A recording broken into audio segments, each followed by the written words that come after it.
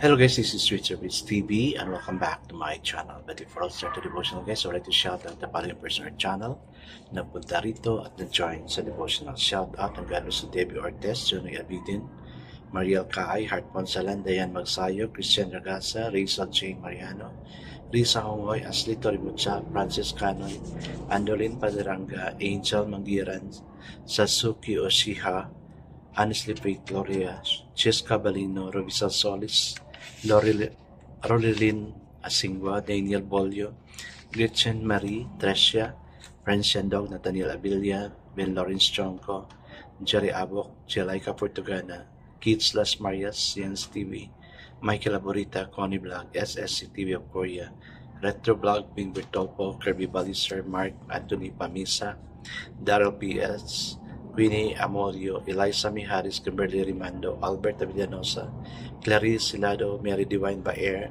Princess Cosi, Jasper Bayang, Jillian Bogo, Shane Pindon, and Jonalyn Belcar. Shoutout na rin sa mga hindi nakisabay na manood sa devotional but still napunta pa rin dito para manood at makinig sa devotional. God bless us all guys.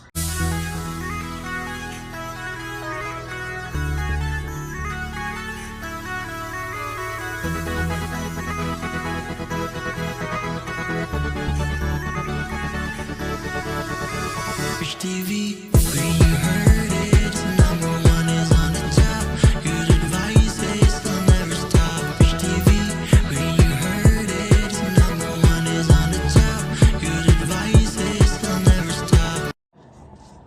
Hello guys, dalawang tulog na lang ngayon at saka bukas at another month na naman. No? Ang bilis talaga ng panahon guys. Kaya as much as possible, let's keep praying na God will really bless our new month. No?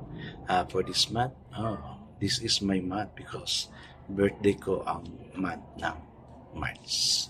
I guess let's proceed to our devotional. Let's open our Bible to Jude chapter 1 verse 25. Still guys, I'm using the devotional study Bible because the words used is so simplified na maintindihan talaga natin. Okay, the word of the Lord in Jude chapter 1 verse 25 says, "To the only God, our Savior, be glory and majesty, power and authority through Jesus Christ our Lord, before all ages, now and forevermore. Amen." I guess let's now pray. Father, there it is again, O Lord God, a doxology made by Jude. Marami pala silang gawa ng mga doxology. That's why, dear God, before mag-end yung Mass and services every Sunday, there is always a doxology. Lord, thank you that we really deserve one exceeding joy sa buhay namin, oh God. Yes, Lord, we really long for it, oh God. Not just problem, but the exceeding joy that comes from you, Lord God. You're the author of this joy, and thank you that you can give it to us also. To all those who are here, oh God, na may iniinda problema, may you give them also exceeding joy, oh God, in response to that problem they're suffering. Lord, make our joy complete, and that's the promise you have given us, oh Lord. As we commit all these things to you, and so we pray. Amen and amen. The focus verse for this evening, guys, is found in Jude 24. And it says, "Now to him who is able to keep you from stumbling and to present you faultless before the presence of his glory with exceeding joy." Amen. I really like that verse. Kasi doxology yan. The doxology yan. Benediction.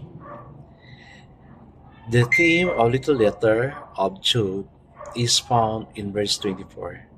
The key word is keep.